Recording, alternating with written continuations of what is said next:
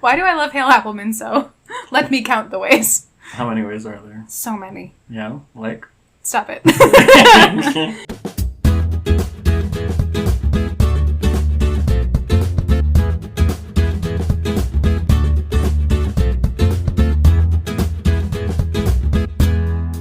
How many podcasts has it been since we mentioned Hale Appleman? The count is now at 0. It was at 1, and now we're back at 0. It has been 0 podcasts since we mentioned Hale Appleman. Should that be our t-shirt? It has been with little, like, removable like, Velcro things right on the boobs. On the boobs. Yep. Welcome back to the Fic List, everybody. That's the intro.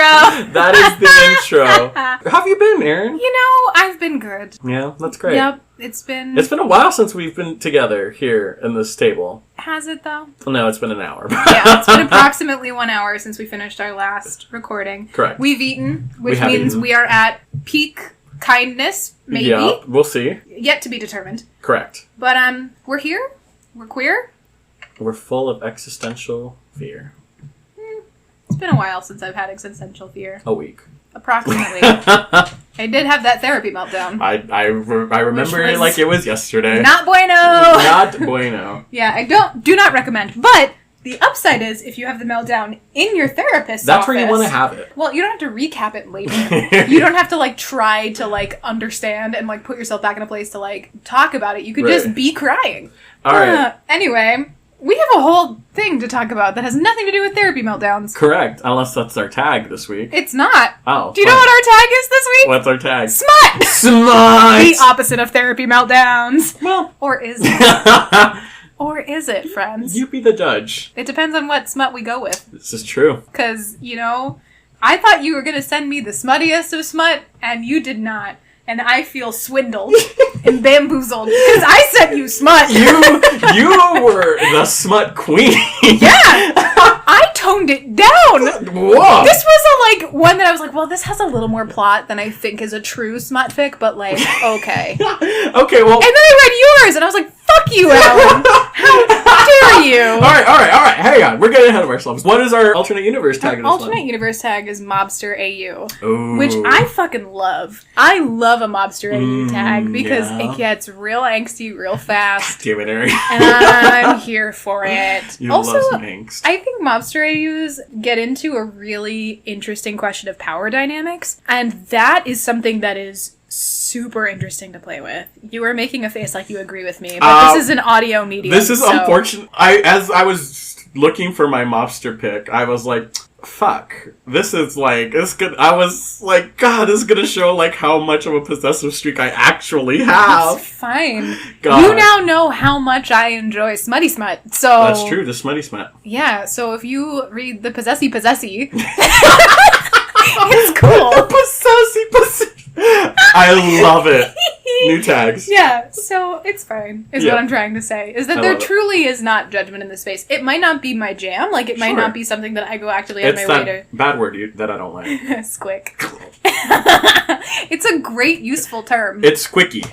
It is. It's great. Great. So... Why don't I start first? Okay. Great, so the smut fic you sent me is called The Ways We Fit Together, which honestly, as a smut fic, you're like, all right. I know where this is going. Yep. And you're correct. It's not wrong. Nope. It's written by Portrait of Emmy, who's one of my favorite writers. Oh, wonderful. Absolutely fantastic. Follow her on Twitter. She is so talented. Like, really, like, all of her stuff I think is great, which is why I sent you one of her pics. I love that. It is what fandom is this again? I have trouble remembering. I don't know. It's a new fandom. And by new, I mean not new at all. The Magicians! God damn it, Erin! It is the Magicians again! Erin! I told you I was hyperfixating. Dear Lord. Hold on. Do you remember that glorious episode where you didn't do the Magician's fic? Yeah, the one. The one. I gave you one. That was all I committed to. I'm obsessed, man. Oh, boy. And I think, honestly, until it's done, I'm going to continue to be obsessed. I mean, yeah, that's fair. I'm just in it now. I get it. I've been dragged into this hell. Honestly, every time I read a Quelly fic, I'm like, hey buddies, I'm back. Are you okay? Yeah. The answer is still no. Yeah, I am eating popcorn in the background of their narrative. Yeah, it's a lot. So, The Ways We Fit Together, it's an archive of our own. The summary reads, the thing is, sex is a good way to pass the time. Sex is good in a pure base animal way. It's a thing his body wants. Another body, warm, close, wet, tight around him. Elliot had missed sex in the year before Quentin kissed him on the mosaic. He's missed solid masculine bodies for longer than that. It should be something simple, a biological function, but it's not. It's not because Q spread out and open for him is the most beautiful thing Elliot's ever seen. Sex and love in the mosaic timeline. It's a whole, like, thread of one-shots. Yes. Which is kind of helpful to know. I did see that, yeah. So I'm going to start by saying, in the author's notes, the author writes, it could loosely be considered a sequel to A Year in the Life, which I assume is the piece before this. Mm-hmm. But you absolutely do not need to read that first. I felt like I did. Oh, okay. Did you read it first? No. Or did you read the other one? I was halfway through before I realized, I believed her when she said I didn't need to read the first one. I was halfway through and I was like, I'm not going back. It's too late. Here's the problem. I think you don't have to read it first if you already know the magicians. Yep, that's exactly what happened. I was like, what the fuck is this mosaic they're working on? I was Despite the fact that I've told you the story 12 times now. You haven't told me about the mosaic! Oh my god, yes I did! No, yeah, I didn't. That's the whole alternate timeline quest where they fell in love and grew old. I thought that was like a moment. No. That's like a whole arc. They lived a whole life in an episode. It was like a bubble episode. But they went on that alternate timeline thing, and it was like, literally, they grew old together. It was like a 50-year thing that happened in a day. The episode is called A Life in a Day. I don't like this. Tough shit. Give it compliments right now. God damn it. Well, I didn't know that. I know. Why is that so confusing? I was it is like, a little confusing. Where are they? Where's Break Bills? Why is this so agrarian? Where is Margot? Where is Todd? Julia, my friend. I know. It's just them. I was very confuzzled for a long time. Eventually, it was like, I felt like I was holding the reins to something, right? Like a horse. And then eventually I realized that it was too wild and I had to let go. And just, like, ride the horse however I could. Which is that is a bad metaphor, because you don't ever let go of these reins. You don't let go of the horse if you don't want to fall off. But I had to, at some point, just be like, I don't understand it, and that's going to have to be fine. You're just along for the ride. Exactly. Which is fine. Yeah. It was very well written. It was wonderful. It was very hot. The whole time I was like, ooh, it is hot in here. It's so good. This one played so well to the, like, possessiveness, like my possessive nature. I know you well. I was like, I'm getting at you. I'm getting at what you like. I love this, yes. Mm-hmm. There was even a little bondage toward the end. I was like, and you know what the funny thing is, Aaron? As I was reading this, I was like, I know this is not as hard as she goes. Nope. And then you gave the little bondage at the end, I was like, alright, I see her being like, oop. Yeah. Here it is. So, one thing to know is that there is a sequel to this, like a direct sequel to this, where they push the bondage even further. Amazing. It's really fucking hot. So, I was like, I'm going to send you this, and then hopefully you'll just read the sequel. So, let's actually discuss this fic. So, it's in the Mosaic timeline, and kind of starts off, they take turns every day to, like, try to find a pattern. Mm-hmm. There's a lot of flirting, and the overarching thing for Elliot in this fic is that he is afraid of how much he likes or loves Quentin, and I was like, oh, I love when that happens. Like, whenever, like, anything that Quentin does, and he's like, oh, fuck, I'm fucked. When fics do that, I'm like, yeah, perfect. When he's like, oh, no. Yeah, so the fic starts, it's Quentin's turn at the Mosaic, and Elliot's watching him, and then Elliot proposes a game of Truth or Dare. Yeah. And at some point, Elliot says, dare, and Quentin tells him, alright, I dare you to fuck me. And Elliot's like, okay. Sure, 100%. Yeah. And Quentin's like, whoa, wait, hang on. I was kidding. And it's like, well, too late. So they bang up against the Mosaic. Yep. And apparently they hadn't done it that way before. It was they had always done like But they have had sex. This is not their first time. Correct. So I was like, oh great, interesting. The smut's out of the way, but there's more story to go. Well, I also like that in this Truth and Dare game, Quentin does that sort of as a throwaway line, and Ellie's like, all right, and pulls him over to him by the hips, and he's like, no, I have to like do the Mosaic. Get off. Stop. Yep. And he was like, you should know better than to play gay chicken with me. And which is my favorite line in fanfic, maybe of all time. And then that's maybe an exaggeration. It's just a really good line. And so he's like, okay, fine. And then the next time Quentin is like, picks truth. And Elliot's like, oh, you think you're going to get out of it? And he's like, so what was your first time like? That's right. And he was like, God, Jesus Christ, Elliot. And so they answer. And Quentin's like, first time with a guy or with a girl? And Elliot's like, I assumed I was there for your first time with a guy, in reference to the drunken threesome that they had, which I told you about in season 1. Mm-hmm. Do you remember this story? Nope, but I'm happy not knowing. They had previously had a drunken threesome. God damn it, stop it, Erin. And then Elliot's like, I genuinely assumed I was there for your first time with a guy, and Quentin's like, nah, bro. I just had really shitty experiences in both regards. And Elliot's like, it should have been better for you. And that's kind of a moment where he was like, I'm going to take care of him. Yeah. In a way that is, like, profoundly just not about easy sex. It's like, Quentin deserves better. Aaron, this is not a smut fic. It is a porn with feelings fic. But they do smutty smut all the time. This is why I was like, I thought I was pushing it in terms of being a little more feelingsy than true smut. Because this is not true smut. We're not talking about me right now. Alright, fine, whatever.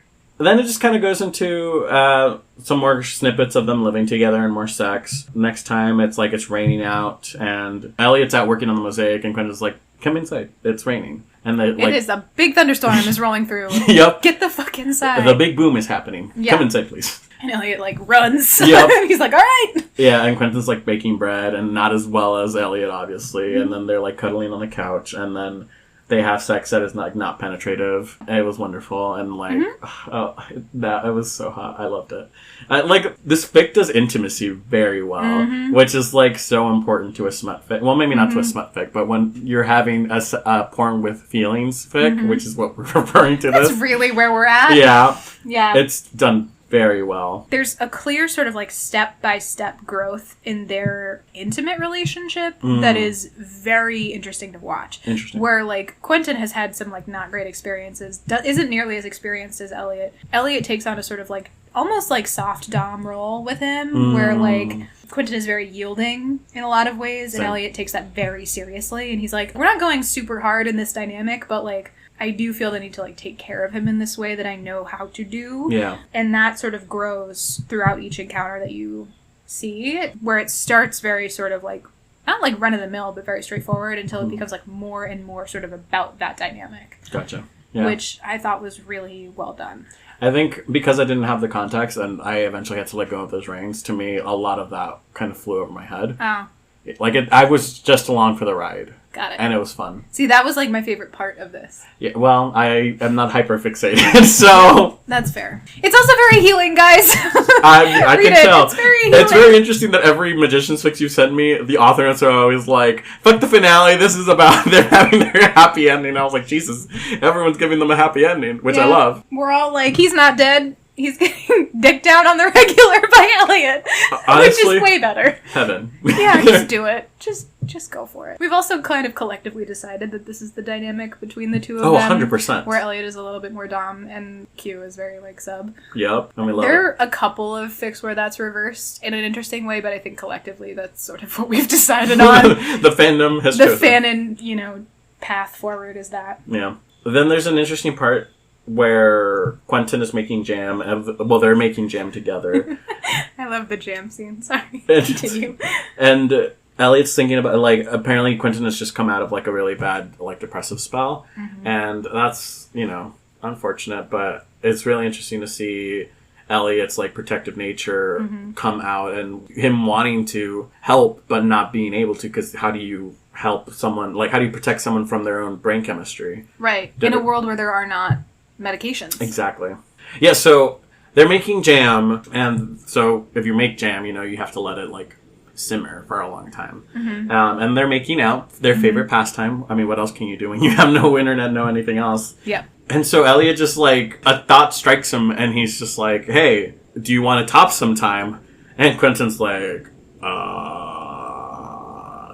sometime, sure. Why not? Yeah. And so I think it's the next day or something like that. 2 days later. Yep. 2 days later. Quentin just kind of starts, like, making out with Elliot, and Elliot pretty immediately is like, something's off. Yeah. Something is like, what's happening? There's a weird energy around. Your chakras are not aligned.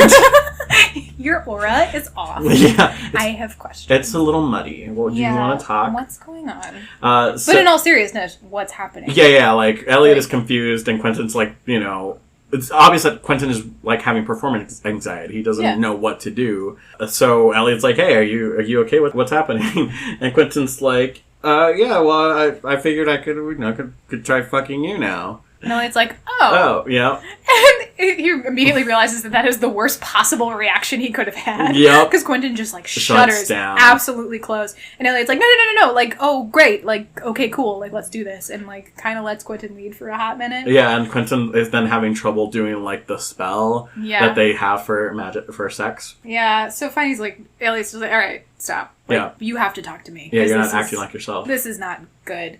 And Quentin immediately was like, he really, like, storms off, because Elliot does say that. He says, you know, you're not acting like yourself, and his immediate reaction is like, who am I acting like? Because this is the most like myself I've ever felt with you. Which is kind of brutal, like, for Quentin, specifically. Yeah. Like, that is a look into his insecurity in a way that is, like, really vulnerable, and, like, him lashing out, and he was, like, you know, meaning a complete disaster. Mm-hmm. And Elliot's like, oh, no, because Quentin, storms off, takes off out of the cabin, and Elliot's like, uh-oh.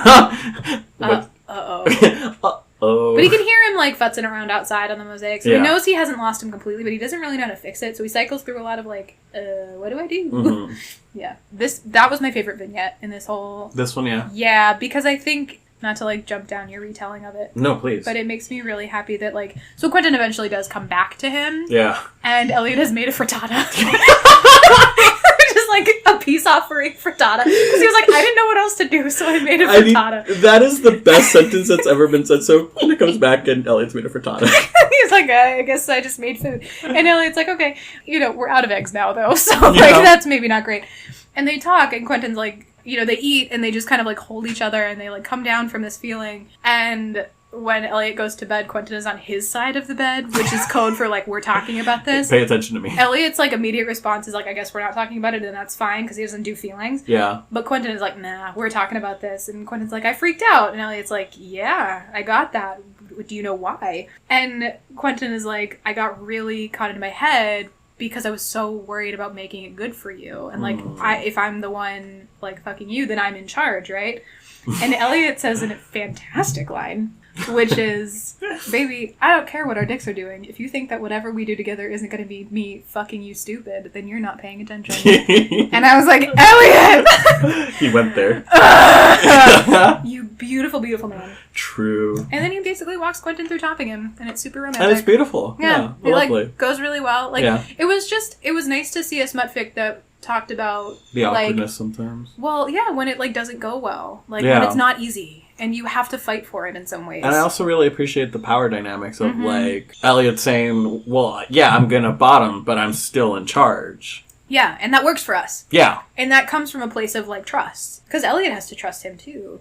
In, like, reciprocity in a real way. So I thought that was a really wonderful... I did like that. Real life sort of... This is always, like, a landmark when you're reading, like, long fics. Mm-hmm. Where, like, and they've been having sex and it's always been the same dynamic. And then eventually they're like, do you want to try switching? And then you're like, they're in love. Something has happened. Exactly. Like, it's monumental. Goodness. Yep. Yeah. That is a really good one. You're right. I love the frittata. The frittata that lived in infamy. It saved their marriage. Honestly, God. And then the last vignette is the BDSM one, where it's like super light bondage. Yeah. Super light. It's alright, intro to BDSM. Quentin's first time being tied down. Baby's first bondage.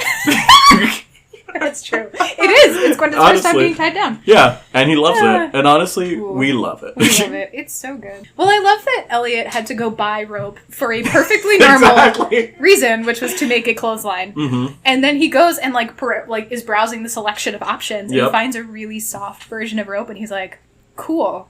Can I have that one? And the person's like, yeah, sure, fine, whatever. So he comes home with it, and he's like, hey, Quentin, I have rope for the clothesline. And then Quentin's like, great. And he's like, I also have other ideas. And Quentin's like, what? And he just, like, loops the, like, rope around his wrist, and he's like, that's my idea. And Quentin is like, fuck yeah. I am down. I'm here for it. And he was. And he was so down. And they talked about it first, which I thought was, like, really great. And showing the sort of, like, you know, Quentin was like, I've never done this before. And Elliot's like, well, I have done this before. I have found it super overwhelming in the past, so it's not something I do very often. But I would like to with you, because I trust you. Right. And so they're sitting at the table, and he's, like, practicing knots on Quentin. And Quentin first is like, oh, this is fun. Yeah. And then slowly he's, like, falling into what I would call, like, subspace. Yeah. Where he's very, like, into it. And he's like, oh, this is cool. And Elliot's like, I knew it. We I were right. fucking knew it. And he was like, I knew this is where this was going. And the collective Magicians fandom were like, I fucking knew it. Yeah, and everyone's like, we knew this was what Quentin wanted this whole time. He actually makes him, like, cool off a little bit first and is like, we're gonna go eat dinner and, like, sit. But Quentin keeps, like, side-eyeing the rope, like, Yep. Now? We play now? And Elliot's like, all right, go to bed. And he, like, bolts. Yep. And he's like, great! And he goes. And they just have really sweet bondage sex. It's lovely. It's deeply sweet. I love it. So, yeah. This is good. To me, this is essentially like a lot of vignettes of them having sex and like in this timeline, of which I have no context, so it's hard for me to give you a summary. It's very well written. The emotions are lovely. They're very well fleshed out characters. It's incredibly hot. I'll give it a 3.5, and I think that's just based on my experience with it, not because of like the way it's written. It's written very well. It's very beautiful. Yeah. I know we don't both rate them, but for me, this is a solid 4.5. So please we do not rate them. If you are a Magicians fan, if you know the context of Quentin and Elliot, and if you're looking for really nice Quentin and Elliot smut, check out Portrait of Emmy's work, particularly this thread, although there are multiple fics that she's written that are really, really great in terms of like having this dynamic, which are made better if you actually know the show. All right. Let's talk about the one I sent you.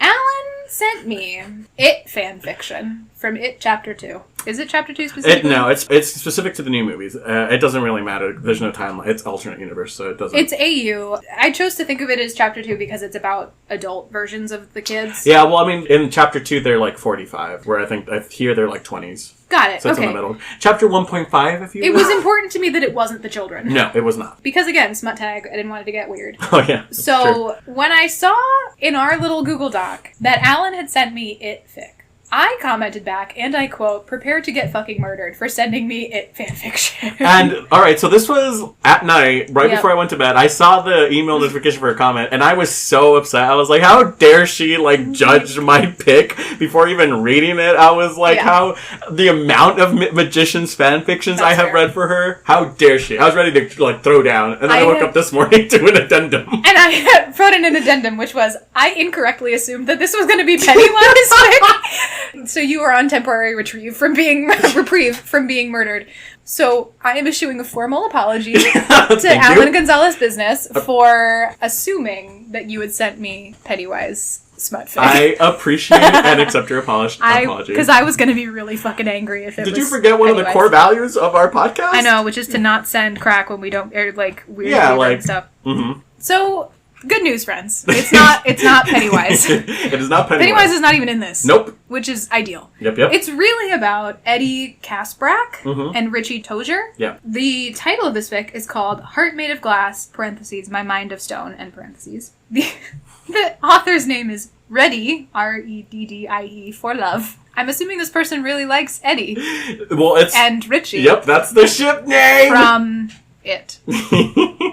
Full disclosure, I don't really know It as a story. I know the rough outline, and that's enough. I do not like horror movies. Correct. I don't watch them. Yep. For someone who co-hosts a Spooky Things podcast, I am a remarkably baby about all things blood and gore. So I'm coming at this with a very basic outline of understanding for this thing. The summary for this fic says... To Eddie Kaspbrak, hopelessness is nothing new. It's his constant companion. Then he meets Richie Tozier, and all at once, everything changes. Which is like a very run-of-the-mill... Yeah, it's like you... Like, it's fine. Yeah, run-of-the-mill. I felt personally victimized by this fic. Did you? I did, because I was like, oh, Alan has finally pinned the tail on the donkey in terms of, like, my fic. And I'm real bitter about it. You know how sometimes you open a fic and you're like, I'm ready to hate this? Yep. And then you read it and you're like, fuck, it's good? Yes! This is really fucking good. Yes! Yes! And I was rip shit about it. I was so angry. I was reading it and I was like, God fucking damn it. I really like this fic. It has everything that I like in a fic. It's angsty, but it's not too much. Perfect. It's well written. And it's smart. And it's a good premise. And they have to address things in a mature manner. And fuck Alan. I'm so mad. I was so mad. Does someone remember from last episode when we were talking about Aaron being a sore loser? A really sore loser. And I was like, how dare you send me something so good in a fandom that I have no interest in? The story starts off with Eddie. Eddie gets fired from the strip club that he works at. Yet another sort of like sex worker situation. I don't know what to tell you. Maybe I was considering a change of profession. Yeah, you were in a place emotionally. I don't want to talk about it. These. Well, also I think that happens a lot in sort of darker fic. Yeah. When you start getting into AUs and tags where you are playing with power dynamics, that is a very go-to way of doing that. Mm-hmm. So I'm not exactly surprised, and I've certainly read my share of like prostitute AU, stripper AU, stuff like that. So it was fine. Sure. Unfortunately, Eddie has been fired from being a stripper, which is not ideal. Bad news bears. Yeah, because he has a lot of bills and rent that is due, and it's not great. And also, he gets fired because he got into a scuffle with a customer. Mm-hmm. It's unclear what exactly happened. They don't really talk about it, but that's why. And it basically blackballs him from every club in the area. So he goes to try to get more jobs. Like, the next day he goes out and talks to people and is like, hey, can I come join your strip club? And they're all like, well, why did you get fired from the last one? He's like, because I punched a customer. And they're like, get out.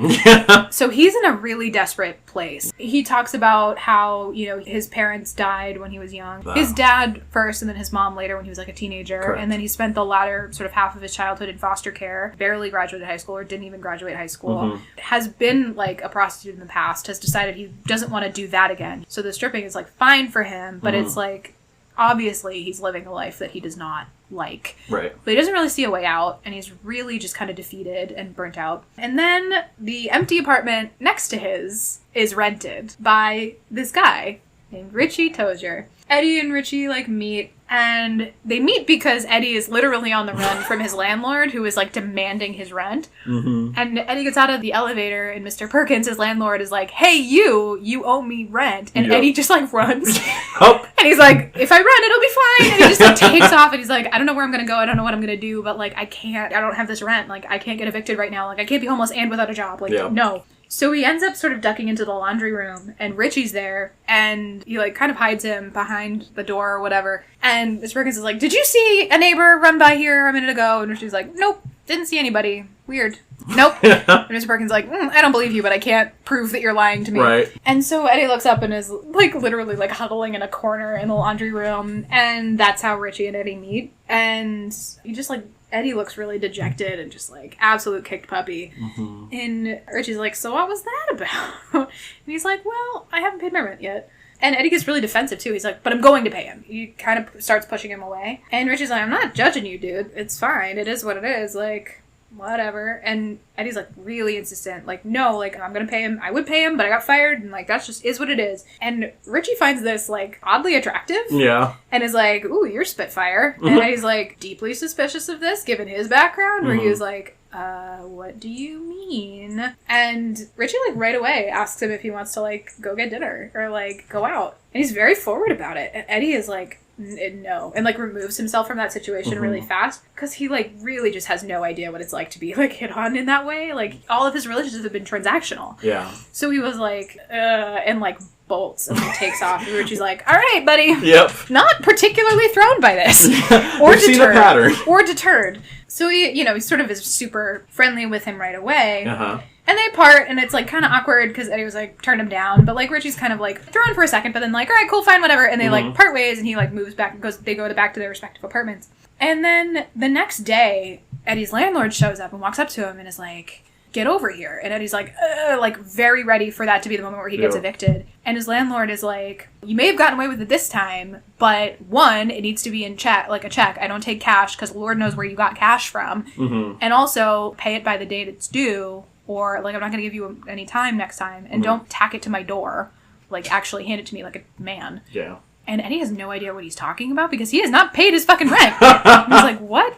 So he, like, thinks about it for a second, and he kind of just takes it for what it is, and he's like, okay, like, temporary reprieve. Not gonna fuck this up for myself in this moment, but, like, what is happening? And then he looks over at Richie's door, and he's like, there's only one other person who knew how much rent I owed. Yeah. It's this guy. Oh. And he is consumed with anger because to him, it's a moment of Richie basically putting him in debt for something. And in Eddie's experience, the way that you pay that debt is through some sort of sexual favor. Right. And he was like, oh, she doesn't have actually interest in me.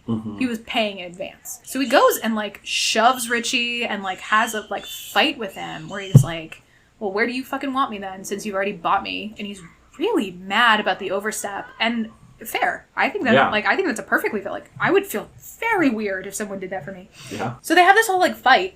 And Eddie is super, super angry. Yeah. And Richie realizes how much he overstepped. And apologizes, but doesn't, like, take it back or anything. And they, like... This isn't The Birds. It's It. Different horror movie.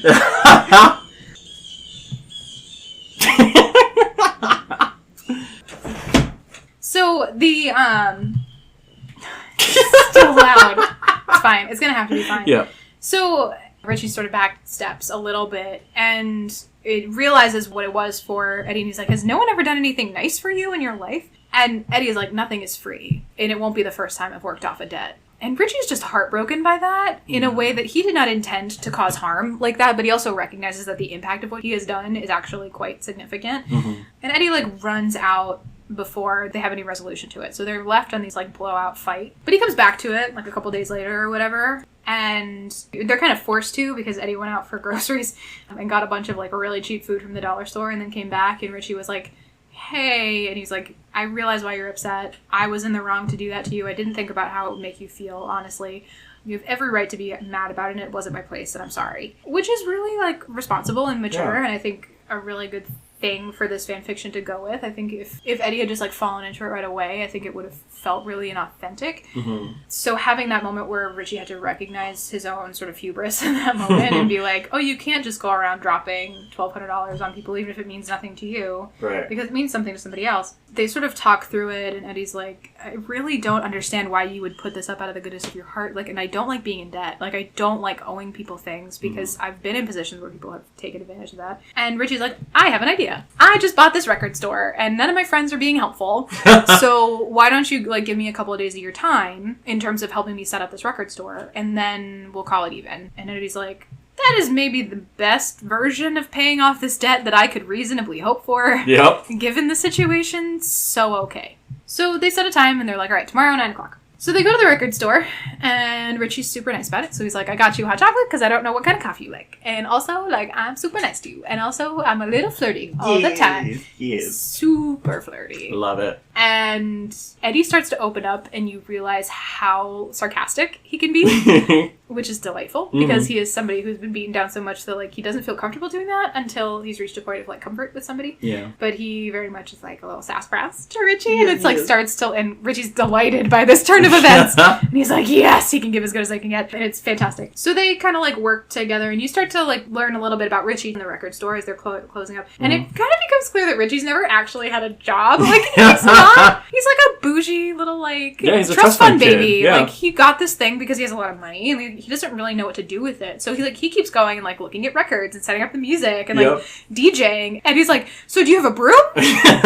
Like, we need to dust? We need to clean? We have to clean this first before you do anything with it? And Richie's like, oh, yeah, cleaning! That's a good idea. And Eddie's like, Jesus Christ. They also, like, just bought records wholesale, like, and they're all just mixed together in a box, and then he's, like alphabetizing and organizing by genre. Yeah, so it's, like, a whole thing where you realize that Eddie knows how to, like, actually do work. Yeah. And Richie clearly comes from privilege, and that dichotomy is sort of interesting. Richie's friends show up midday, and they're like, wow, you guys look cozy. Like, this is great. Like, we're Richie's friends. Hello. Super cool. And they're like, wow, this looks really great, and, like, it's a whole thing, and, like, that looks cool, and do y'all want to get pizza, and we can keep working on this thing?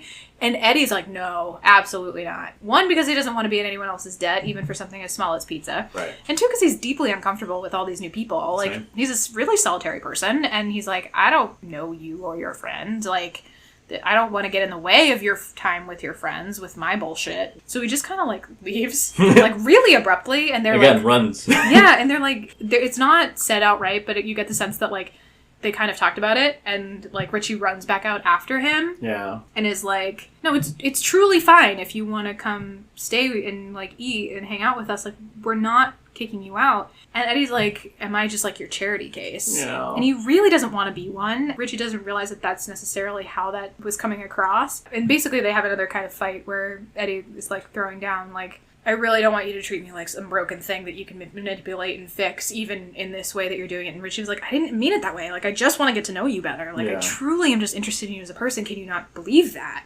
And he's like, no one does that. Like, it's not a thing. Oh. And they just are like, nah. So, like, Eddie runs off, and it's a whole disaster of a conversation. And it just goes bad. It does. So Eddie sort of desperately continues to search for stripper jobs.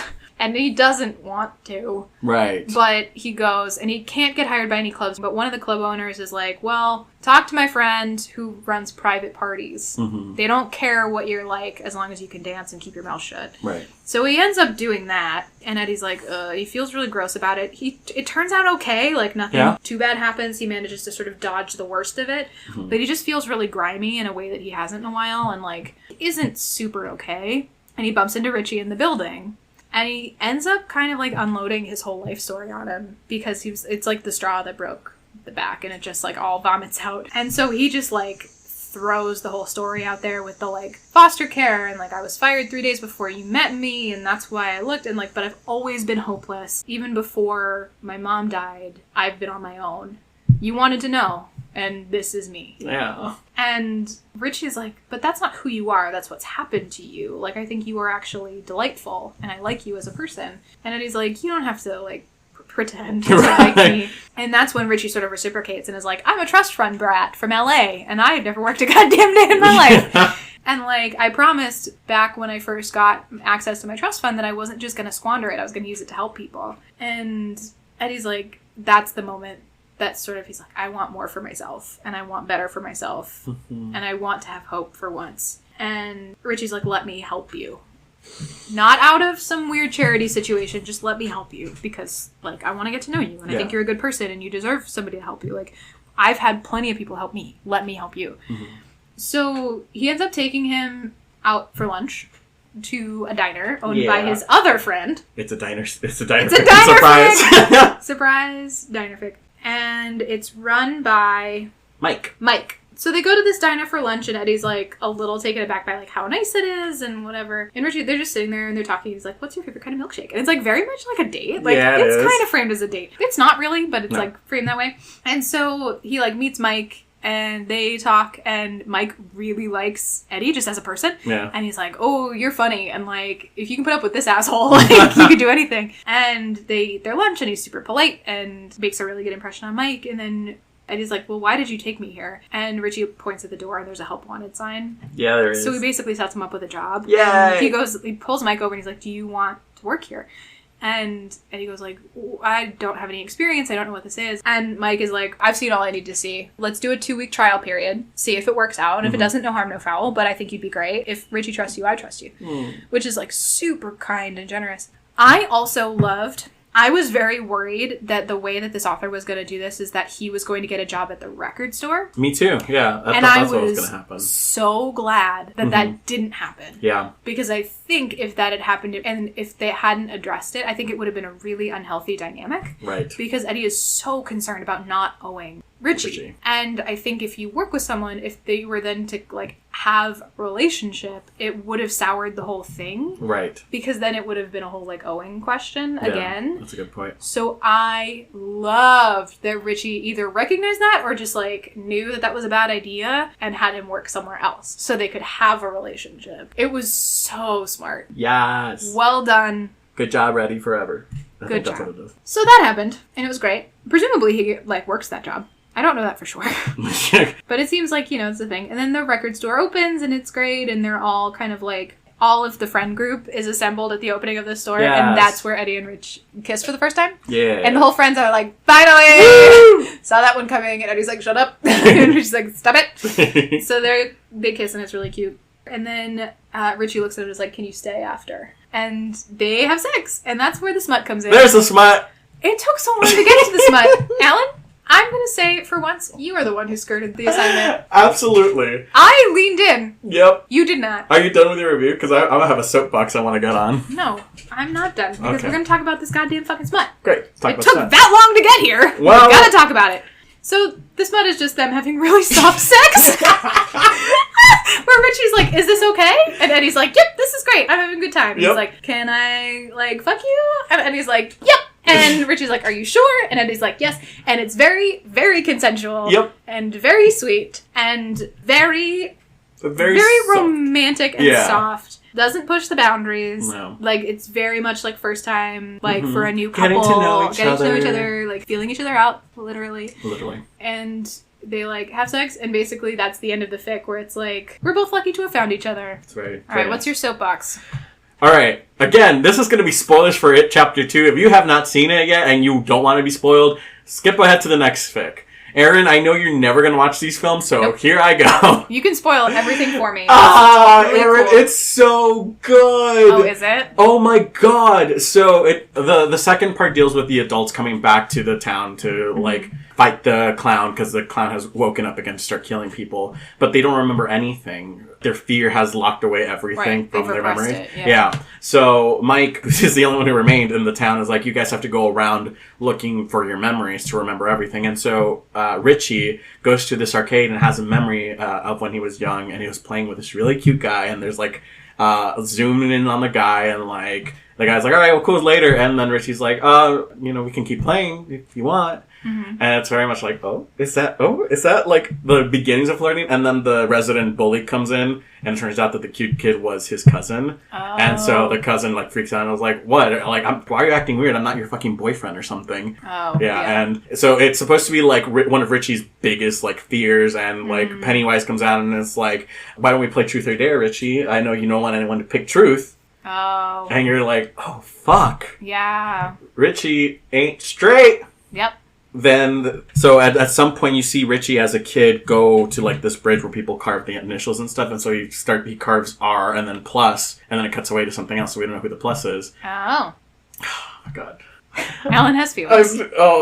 I did not cause these feelings. No, this was not my fault. This was at Chapter 2. Yeah. For once in our goddamn friendship, it's not my fault. Honestly. So, toward the end, in their fight with Pennywise, Eddie's killed. Oh no! He's killed. Eddie dies? As an adult, yeah. That's a bummer. And Richie loses it.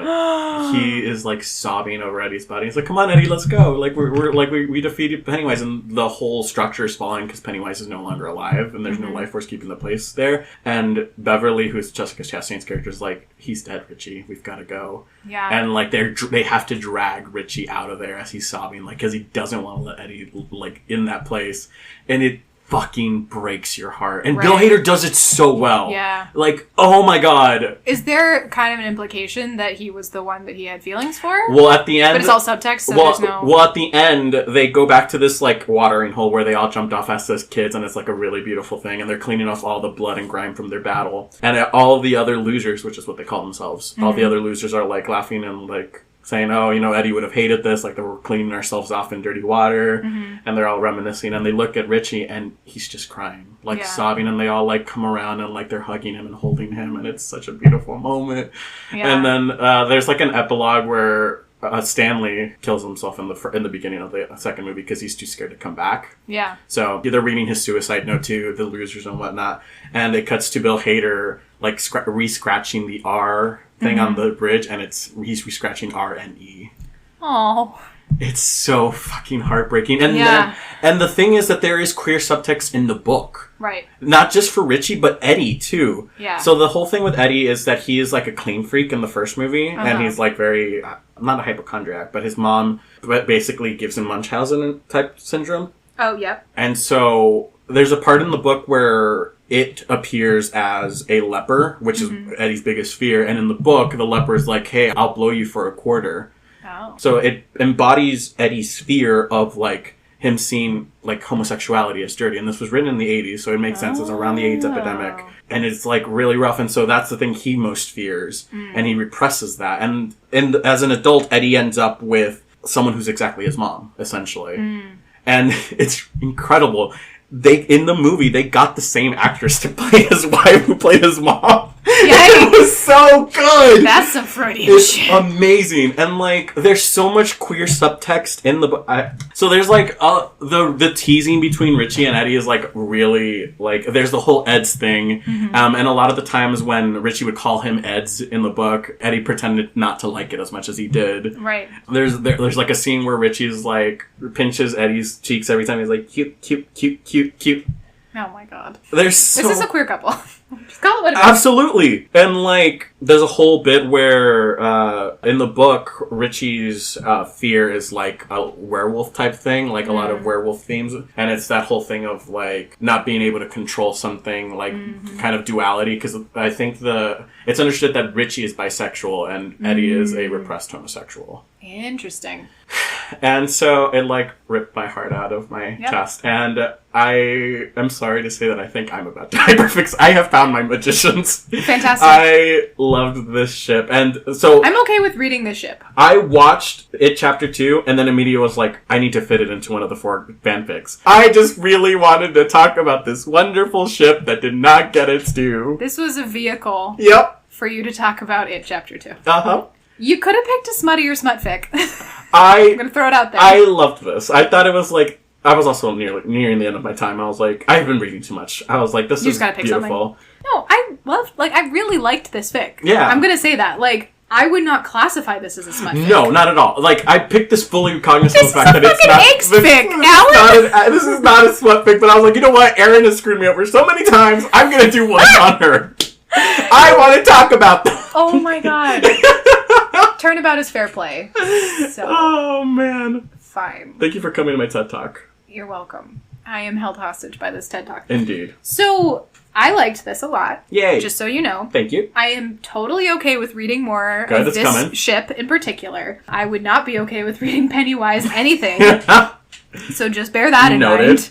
I thought it was really, really good. Really well written. Really well done. I think it handled very mature themes in a way that resonated as sort of realistic and also thoughtful and like... Yeah! Frankly, it was great. I would rate it a solid 4.3. Thank God. Mm-hmm. It was good. I was so nervous. No. This and the Overwatch one I was so nervous about. I like this one a lot more than the Overwatch one. Oh, yeah, 100%. Yeah. But, like, I was so nervous you were going to have a negative reaction. So the fact that there was a negative reaction, I'm like, all right, that's a win. Okay. So I guess this podcast has just become now the Magician / It Chapter 2 fanfic reading. I think we have very similar frameworks for hyperfixations in some ways because we both are really focused on unfulfilled queer narratives. Yup.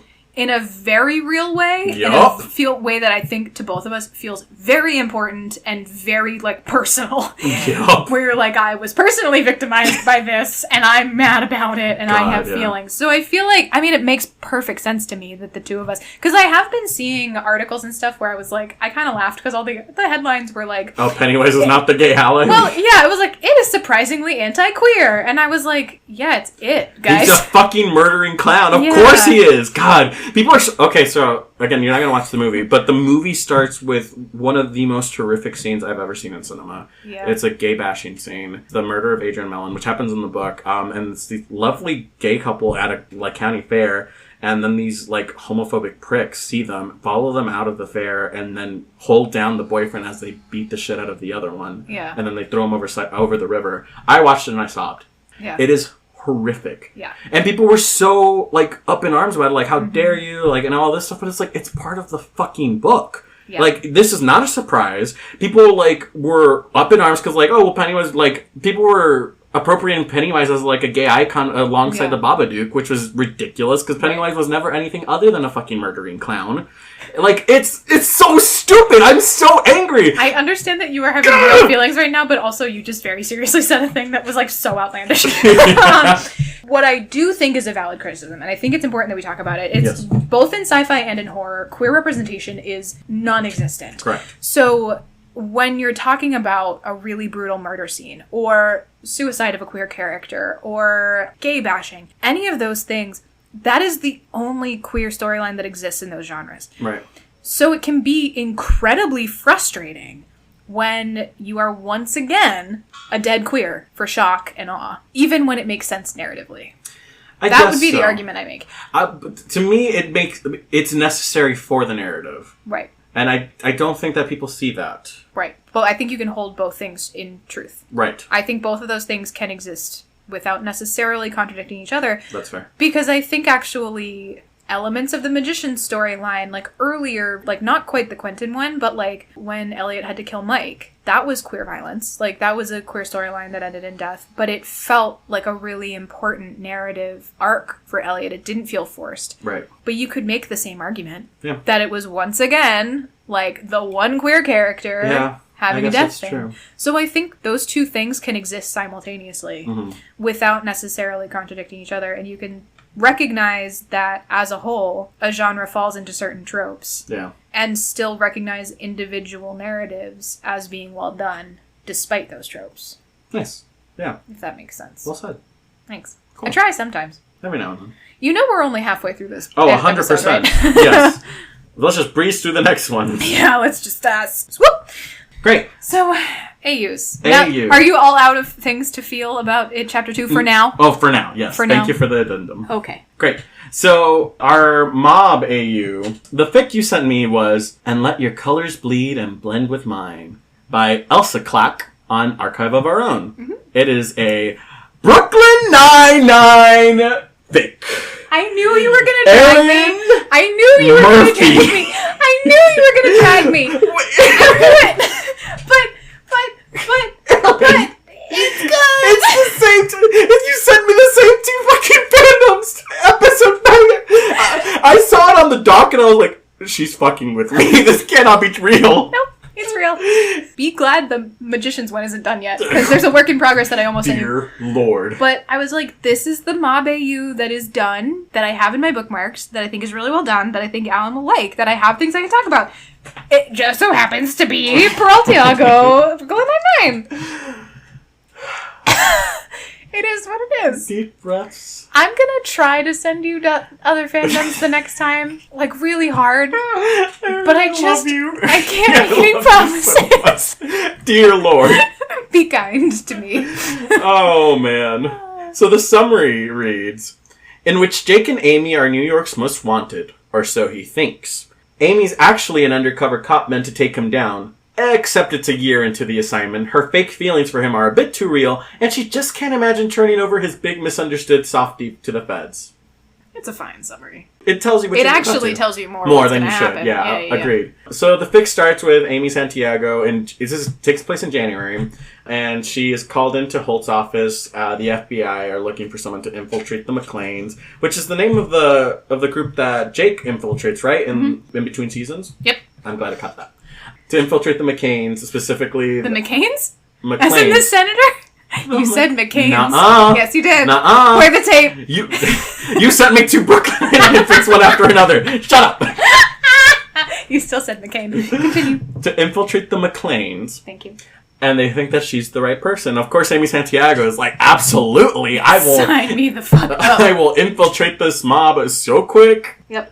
And they show her like a blurry picture of Jake Peralta, and she's like, I can get that asshole. Yeah. And so they meet at a bodega where Jake Peralta's like talking to the bodega lady and next to the magazine rack. And Amy's just like scooching closer bit by bit, like, oh, I'm looking for a magazine. So she places herself right behind him so that when Jake finishes his conversation with the bodega woman, he turns and steps on her. Yeah. And she's like, oh, ow. And he's like, oh, I'm so sorry. Are you okay? And she's like, I'm fine. Yeah. Blink, blink, blink. And then he straightens and her breath catches. He's ridiculously handsome. Yeah. I was like, okay. It's Andy Samberg, but sure. Yep. So they're like flirting it up, and Jake's like, can I make this up to you? And Amy says, you can buy me a magazine. And he's like, I could buy you dinner instead. And she is like, absolutely, that's what we're going with. He's like, success! Yeah, the trade numbers. She gives her undercover name, Amy Flores. Yep. And then they start dating. It's been 2 months, and all they do is like go out to dinner and stuff. And she's trying to get closer, but he's very like closed off. She says that all they do is they go out to dinner or they watch TV and cuddle in her apartment. And while they're doing that one night, they're making out and they're like cuddling and stuff. Someone breaks in. And Jake immediately gets up, pulls out the silver little gun, and he's like, listen, motherfucker. And it turns out to be this guy called the Vulture. Mm-hmm. It's the Vulture from the show. Fuck me, dude. I Did just you not remember who the realize that? Vulture is. I just remembered. For anyone who doesn't watch the show, Holy if you've shit. seen the That's commercials right. where the guy, it's like an insurance and like, Yeah. hi, I'm Chaos. And he's like, I'm a raccoon hiding in your house. And like, I'm a 16-year-old that just got my license. And like, it's that guy. Yup. That actor plays the Vulture, who is like a complete douche canoe of a cop who swoops in and steals their cases from them after they've done all the work and then claims all the credit for it. He's also like a misogynistic prick. I forgot. I knew that the Vulture was something. Yep. I was like, just can't remember whomst. And now I do. Fuck. All right.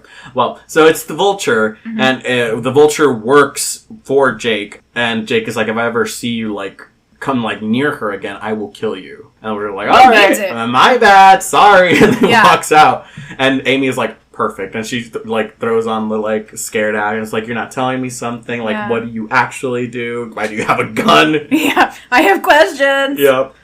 But I don't really, because I'm an undercover cop and I know exactly who you are, but I'm acting. And I mean, and she's kind of shook. She is a little shook. Yeah, I mean, she in the wasn't way that expecting anyone it. would. Yeah, because I mean, someone broke into her apartment. If she had, Yeah. if Jake hadn't been there, I mean, I'm sure she could have taken care of herself. But Right, but she might have outed herself as an agent. exactly. So then Jake goes into explain. He's like, please give me a chance to explain. And she's like, oh, absolutely. Yeah. 100%. Then Jake goes into his life story talking about how his dad was one of the original bosses to the McClanes. And then eventually he died in the shootout. And the remaining bosses were trying to groom him to become his dad. And his mom was like, don't do it. That's stupid. And he was like, you're right. That is stupid. I won't do it. And then eventually, like one night, he comes across his mom crying over bills on the kitchen table, and he realizes, oh, Dad was like funding our life anyway. Like he was funneling money from the McClanes into taking care of us, and he didn't want his mom to like have to struggle. So he's like, well, in I go. Yep. And by this point, eventually, a lot of the McClanes' bosses have died, so he's the head honcho. And the Vulture is one of the ones who was left over from the old regime. Yeah. And Jake explains that he's doing things illegally, but he's doing good things illegally. So he talks about the Pontiac Bandit and how he, like, has this guy who steals Pontiacs, and then they change, like, the vehicle ID number and give it to charity. And then they have this... Doug Judy! God, I love Doug Judy. God, I hate him. Like, he's so good, but holy shit, I'm always frustrated in those episodes. Oh, anyway. Man. I love those episodes. They have this other guy who, like, cracks into cybersecurity and helps battered women, women who are escaping, like, assault or, like, domestic violence, like, changes their names, their social security, so that they can start a new life and not be hunted down. And he has, like, buildings in the city to house these people, and, like, he's actually a really good guy. He's Robin Hood, essentially. Yeah. And Amy's like, fuck me, dude. She was like, this is not what I signed up for. This is making it a lot harder for me to, like, rat this guy out. Yup. And then she talks about how she doesn't feel safe in her apartment, and Jake's like, well, I can take you to this other apartment. And so she essentially moves in with him. And it's like, ooh. Yep. We cut then to a conversation. She's at a cafe with Rosa, and they're talking about the fact that Jake is essentially, like, Robin Hooding everyone. And Rosa kind of, like... is very receptive. Very open to the idea that he might not be a bad guy. I was very shocked by that. Yeah, that seemed a little weird to me. Yeah. But, like, okay. Sure, yeah. You put it in the box on the shelf. Don't worry about it. Yep. And, yeah, Amy's talking about how sweet he is and how nice and, like, how he protects her and all this stuff. And then she ends the meeting by saying, like, I have to go. I'm meeting him for a picnic in Central Park in 15 minutes. Yeah. Rosa's like, ugh, gross. And she's like, don't eat any ants. Yeah. And so by this point, Jake will take Amy along for deals, like, at night, but she always stays in the car. Right. And she briefs the FBI about it, and her FBI agent, who's, like, on the case, her name's Larson, is like, hey, any type of trust is trust. This is a good step. And Amy's like, yeah, I guess, but, like, I want to be more. Like, I want to be there so I can hear things. And at one point, she, like, convinces Jake to let her go. And he's like, yeah, all right. And so they start doing deals together. Then she She does something actually really very profoundly stupid. Stupid. And so out of character, but we'll talk about that. Yeah. The Vulture tells her, like, oh, hey, there's a shipment of priceless French jewels coming that Jake doesn't know about them yet. Don't you want to impress him with your initiative? Mm-hmm. And Amy's like, you're right, I do. And then the Vulture swindles her, steals the jewels, and she's left, like, this French guy is, like, has his boot on her head and, like, a gun pointed at her, and she's about to get got. Yeah. When Jake comes in speaking beautiful French. Yeah. You're like, oui, oui. Oui. And he explains the entire thing, and Amy's like, I'm sorry, it was the Vulture. And Jake is like, God damn it, super angry. And then, so he's like talking about how he couldn't get a hold of her, and he was panicking, and he was like, he had this feeling, and he almost didn't make it in time. It was that beautiful moment in All Fix where, like, Dangerous Fix, where you're like, I almost wasn't on time, and you're like, the stakes. It's also when he says, I love you for the first time. Yep. He's like, I love you, and Amy's like, I love you too. And it's like, God damn it, Amy. And she means it! Yep, she means it. So good. 2 months later, Jake is out of the country. He's in France for business. So Amy has a meeting with Larson from the FBI and is saying, like, oh, he's in France, trying to smooth things over. So it's been a little rocky. It is now November. So she's been at it for 11 months, nearly a year. And Larson tells her, well, you've been deep undercover for a year. We have made no major arrest. We're going to pull you out. Yeah. And have someone with fresh eyes get a new perspective. Thank you for your service. And Amy's like, whoa, what? Yeah. I mean, I'm sure that is because she loves him, but also, like, how dare you take my job? There's, like, equal parts wanting to protect Jake now because her feelings are genuine. Exactly. And also, like, no.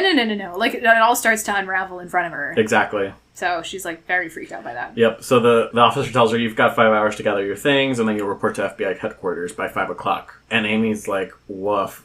And, yep, exactly like that. Woof. And so she goes to their apartment and calls Jake and has a very difficult phone conversation where she's like, you remember that one time you asked me to, like, listen to everything you have to say before I talked? I need you to do that now. And she tells him the whole story, like, I was FBI, but... Yeah, I was sent in specifically to spy on you. Yep. And try to take you down. I knew exactly who you were when you stepped on me in the bodega. I orchestrated that. And, like, Jake is like, was any of this real? And she was like, yes! She was like, it started off as a diversion, an invasion tactic, but the more I got to know you, the more I understood your reasons for doing everything you do. It got real. Mm-hmm. And real it got. Yep. And so she's warning him, and she's like, look, there's no other reason. I have nothing else to say to you to make it better, but you need to know that they're pulling me off the case. They're sending someone else. Like, they don't care about your intentions. So you need to get out. They know you're in France. I told them. You need to run. Mm-hmm. Don't come here. Go somewhere else. Like, go somewhere you never told me about it. I know you have those places. Just run. And he's like, why are you doing this? And she's like, I'm trying to save you from going to prison for the rest of your life. And he's like, this is treason. You're committing treason. And she's like, I don't care. My career's over anyway. You're all I care about right now. Just go. And then they hear a window shatter in the apartment, and the Vulture comes out with a gun, shoots her in the left arm, and then crushes the cell phone, all while Jake is like, Amy! Yep. So dramatic. I love it. And then he, like, kicks her in the head to knock her out. Next time she wakes up, she's in some, like, warehouse on a dingy mattress, spread eagle tied up. And in comes the Vulture and what remains of the old regime of boss heads. And Doug Judy somehow has gotten clearance to be there. And the Vulture is like, I heard that this, she's a mole, so we're going to deal with moles how we always deal with moles. And Doug Judy's like, doesn't Jake make that decision? Like, we need to wait for Jake. And Vulture's like, no, this is how we've always dealt with moles. Or, like, this is how we've dealt with moles in the past. And Doug Judy's like, right, but it's not the past, so we really should wait for Jake. Yeah. And then they beat Doug Judy up. Right. And he's like, Amy, but you haven't ratted us out, right? And she's like, no, I haven't. No. And then he's like, see? No, we gotta wait for Jake. And the Vulture's like, beat him up. Exactly. And then the Vulture he's gonna cut off her arm. Mm-hmm. Like, he starts going, and then he gets shot. And Jake's like, I fucking told you. Yeah, and Jake comes in a blaze of glory to save Amy. Yep, and it's wonderful, and then... So good. Like, Amy's been bleeding out from her head, and, like, the gunshot wound, and now she's cut pretty deep. Deep cut on her arm. And then it's that beautiful moment where, like, no, don't leave me, please don't do this. And then she blacks out, and you're like, ah! And as she's blacking out, she hears the FBI coming in. That's right. Yeah, and so she knows, she knows that Jake is in trouble, but she can't keep her eyes open. Jake gets, like, ripped away from her. And, like, that's the moment that he gets captured. Yep, so she wakes up... A lot at once. Yep. She wakes up to a bright morning in January. She's been asleep for a week in a hospital. So Rose is there to, like, brief her that Jake is in a maximum security prison and, like, all that happened. And Amy's like, I have to find somewhere to, like, save him because, like, it's not fair. It's not right. And Rosa is like, I had a feeling you'd say that. That's why I called someone for you. And she calls Sophia Perez, which Rosa hates with a passion. And it's incredible. Because she's like a super good defense attorney who always gets her clients out of whatever charges it is. So they're like, okay, we know she'll do it. Yep. And consorting with the enemy. Exactly. So Amy cooperates to the full with Sophia Perez, and at the end they get him out. It's 2 weeks later, and he's an innocent man and, like, walking the streets now. I'm like, okay. I'd like to know the legal proceedings of this, but sure. Put it in the box. On the shelf. Yep, so Amy's at the bodega when she gets the phone call from Sophia telling her, like, hey, he's not guilty. They found him not guilty on all counts, so he's a free man. And Amy's like, thank you so much. Please, like, send me a bill and I'll start making payments or something. And she's like, oh, no, don't worry about it. This was totally pro bono. And she's like, what? No, you're kidding.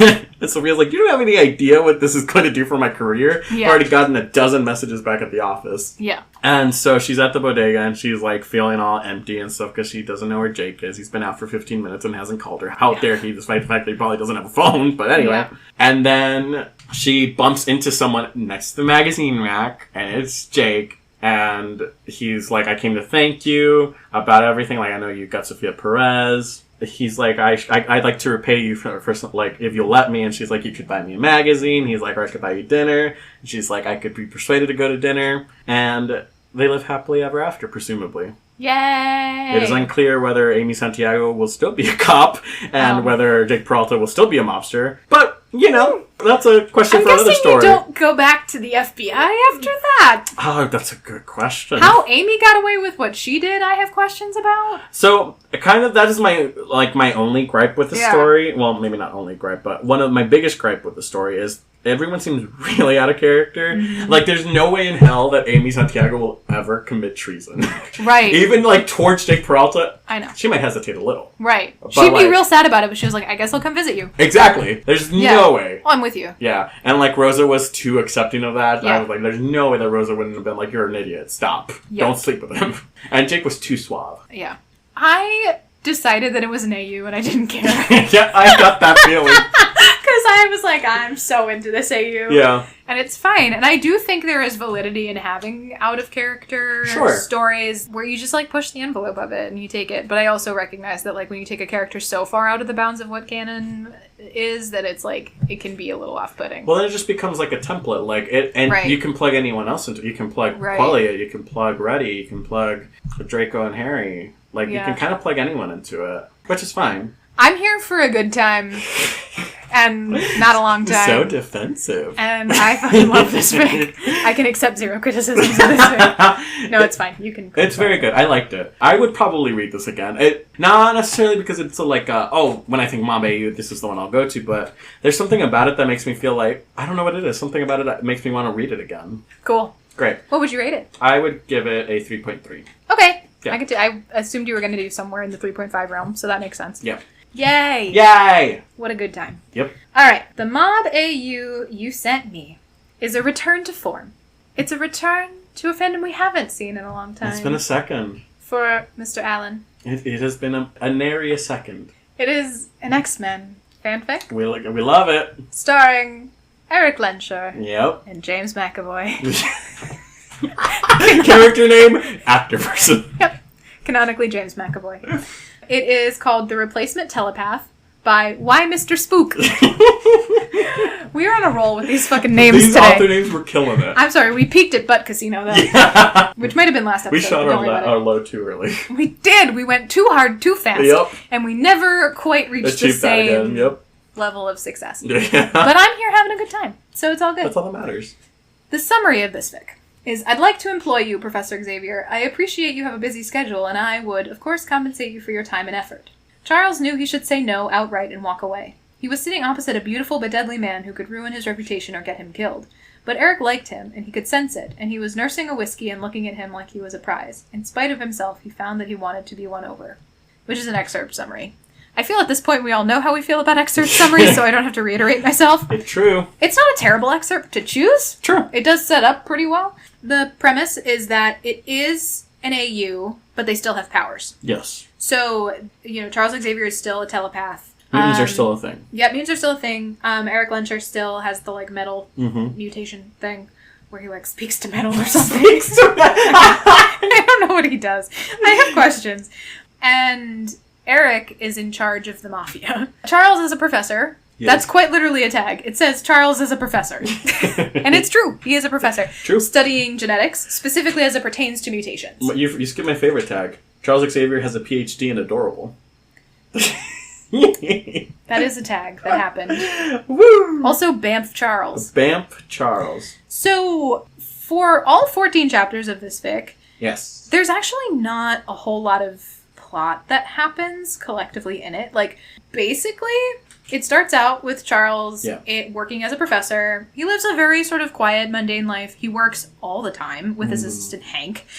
He never goes. Oh, Hank is a person. Mm-hmm. I'm assuming everybody is a person in this. I don't actually know anything about X-Men. That's okay. Which I still don't, despite all of the times that we've talked about this. I get that. It's fine. So they sort of work together, and he's grading papers, and it's very monotonous and rote. And he is approached by Eric Lensher in sort of a quiet moment on his way home, and offered, not coerced, offered sort of a side gig being his resident telepath. It turns out that Eric had previously had a telepath on his team, Emma Frost, and she had betrayed him. And Eric is concerned because she had basically built his mental walls and wards, which is the magician's word for it, but whatever, to protect his thoughts and memories and plans and stuff. Mm. And he knows that she knows too much, and he needs somebody who is really strong and a really good telepath who knows what he's doing to help him fix his brain protection and just be on his team. Charles is very hesitant at first, but gets a lot of sort of conflicting info from Eric's brain of he's actually a good person, but he's a mafia boss, but I'm intrigued and I don't know what to do with this. So he lays some ground rules, but he says yes. So he's I will do this. You are going to stay away from my sister Raven. You are not to go near her. You are not to come on campus. I will not have any students accidentally getting involved in this. Mm-hmm. If I decide that I want out, I'm out. And you don't ever speak to me again, and you don't ask any questions. You let me go. And Eric's all right, cool. And basically says yes. Yeah. Which is actually a very gentle mafia deal. And they sort of establish those rules. So he and Eric get together, and for their first couple, he's okay, Eric basically says, I'll have a car come pick you up and bring you to where you need to be. Just be ready when I text you from a burner phone. And Charles is all right. So he sort of hesitantly is what have I done? And then he gets his first text and he shows up, and Eric explains the whole thing about his mental walls and stuff, and is I need you to help me fix this. Mm-hmm. And they start to get to know each other, and they work together, and it's a very intimate process because Charles ends up seeing all of the memories that Eric is hiding behind those walls in his brain. And they get to know each other really quickly. And Charles very quickly is oh, I'm attracted to you. Oh, 100%. How could you not? Michael Fassbender? Are you kidding me? Not my type. Ugh! Sorry. Aaron! No. That's a hop, a skip, and a jump away from James McAvoy. No. This is a few inches taller. There's something about him. I don't know. I can't talk to you. Not my thing. You can have him! Less competition. I want both. You can't have both. Alright, you can have James McAvoy, but I'll have Hale Appleman. Great. No! You said great! No! It's on the record! It's on the record! No! I want Hale Appleman! Hale Appleman? No! You're coming home with me! No! No! I was tricked! I was swindled! Bamboozled! I'm so glad that lives in the record. No! And I have to leave this in, too. Yup. Because it's too funny. Hale Appleman, come back to me. No. I'm sad. Anyway. Oh. Where was I before I freaked out?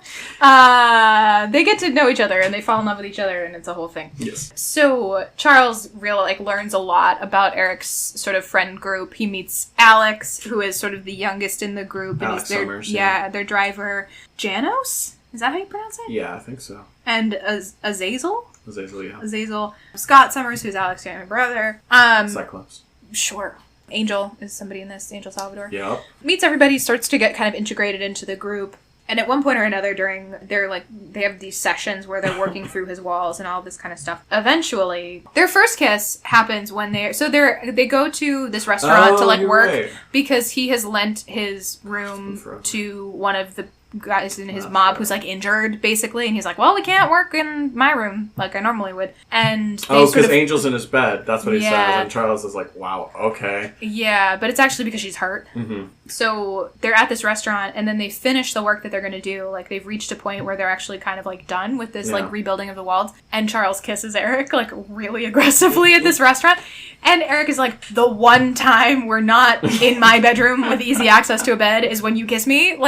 So the good. Fuck, dude. I'm super into this, but come on. So that's how they get together, and that's how they start tentatively dating. So from there, they start dating, and their relationship is really sweet. That's the thing that's interesting, because you've talked about Mob AU's tripping your protective, possessive one. Yeah. I didn't get any of the same kind of feelings that I get of possessive fic. Yes, Eric is very caring of Charles, but he never oversteps really what he wants. I searched. I know. Oh, you did this intentionally. Well done. So he cares for him, and the rules of their sort of arrangement start to shift as they continue to get to know each other better. Eric learns a lot about Charles's background and come to find out that he and his sister had grown up in an abusive household. Charles taking the brunt of that abuse. His dad dies, his mom remarries some asshole, and then the asshole and also has a son or a cousin or something like that, and they gang up on him and beat him up. So he just kind of lets that happen so that way Raven doesn't get involved in that, until there comes a point where he can't take it anymore, and he telepathically killed. Well, because he said that they were going to, the son was going to go after Raven. And he's like, nope. And literally just he says something along the lines of I went into his mind and I turned him off like a light switch. And that is a very revealing moment for Charles, where he doesn't talk to people about that. So he's not quite so, goody two shoes now, huh? And this is the first time that Eric's seeing that side of it. And their relationship just deepens and deepens and deepens. As that's happening, it becomes clear that Sebastian Shaw is after Eric and his group. And they're trying to get at him through Charles by threatening Charles and threatening to go after his family and sending increasingly sort of menacing threats against Charles and stuff. And Eric is doing everything in his power to protect Charles and Raven. And Sebastian Shaw has Emma Frost. Yes. So they're always 2 steps ahead of Eric. Yeah, and Emma knows basically everything there is to know about Eric's group and uses it to her advantage. And she has no qualms being really terrible and being really manipulative. I mean, she's not as disciplined a telepath as Charles is, but she is also more dangerous because she's more willing to use it for torture and evil. And Charles tries to be more pacifistic. And so eventually it all kind of comes to a head in this moment where Charles and Alex and Scott go out Christmas shopping because he's decided basically, I'm not going to be held hostage in my house because Sebastian Shaw's an asshole. We're going to go out. And it turns out it was an ambush the whole time. And Emma Frost has been... I almost said Emma Stone. Surprise! She's in this one too. Yeah. Emma Frost is actually controlling every person in the store. And everybody there works for Sebastian Shaw. And they capture the 3 of them and put them in a back room. And they're and now you're bait to kill Eric. And so they're oh shit. And that, as the stress of that experience triggers Scott's mutation for the first time, which is very stressful for all involved, because they're close your eyes before you kill everyone, oh my god! Alex has been working with Hank to try to harness his powers, and so Alex tries to get them out of the situation, he doesn't really know what to do. Eric shows up with all of his lackeys and people, and they have a showdown in this store. Alex throws a laser beam out of his chest or whatever at Sebastian Shaw. It gets redirected at Damien, who's a guy in this. Yeah, Darwin accidentally kills one of their own, has a little meltdown. But ultimately, they get Sebastian Shaw on the ropes. Charles gets inside of his head and pins him in place. Yeah.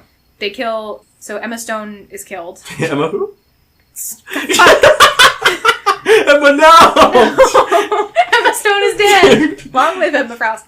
Emma Frost is killed in this sort of battle. They get Sebastian Shaw on the ropes. Charles gets into his head, and he throws an instruction telepathically to Eric, and he's do it, shoot him. While I have him frozen, you have to kill him. And Eric's I'm not going to shoot him in the head while you're in his head. That sounds like a bad fucking idea. And he's not wrong. No, not at all. And he's like, I don't know what's going to happen to you if I do this. And Charles is like, it will hurt, but I will be fine. Do it. You have to do this to protect everybody. So Eric pulls the trigger and he shoots him in the head, thereby allowing Charles to experience what it's like to be shot in the head, Yep. which is not pleasant. So he sort of like feels the like agony of being shot in the head. Sebastian Shaw is dead. Hooray. Like Charles is like, oh God, so much pain. And they're like... Those 30 seconds are the best thing in the world. Oh God, such pain. And then he's like, I'm gonna pass out now. So he just like kind of hits the floor and is done.